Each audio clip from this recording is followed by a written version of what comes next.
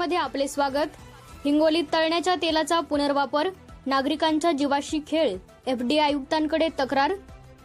Hotel, ढाबे, वडाभजी विक्रेत्यांकडून नियमांना केराची टोपली, अधिकाऱ्यांच्या दुर्लक्षाचा आरोप।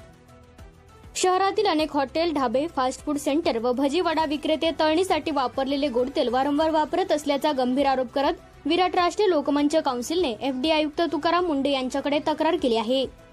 संस्थेचे अध्यक्ष शेख नाईम शेखलाल यांनी जिल्हाधिकाऱ्यांमार्फत 11 जून रोजी दुसरे निवेदन दिले। वारंवार उच्च तापमानात गरम केलेल्या तेलात विषारी रसायने तयार होतात, त्यामुळे कर्करोग, हृदयरोग, यकृत विकार, उच्च रक्तदाब यासारखे गंभीर आजार होऊ शकतात असे निवेदनात म्हटले आहे। FSSAIच्या नियमानुसार टोटल पोलर कंपाऊंड्स 25% पेक्षा जास्त झाल्यावर तेल वापरण्यास बंदी आहे। मात्र हिंगोलीत नियमांचे उघड उल्लंघन होत असल्याचा आरोप आहे।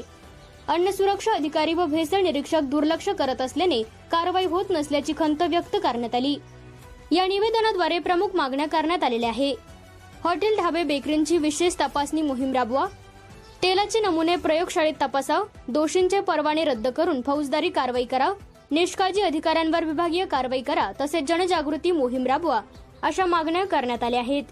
कारवाई न झाल्यास लोकशाही मार्गाने तीव्र आंदोलन छेडण्याचा इशारा शेख नाईम यांनी दिला आहे। A7 न्यूज चॅनलसाठी अनिस अहमद, हिंगोली।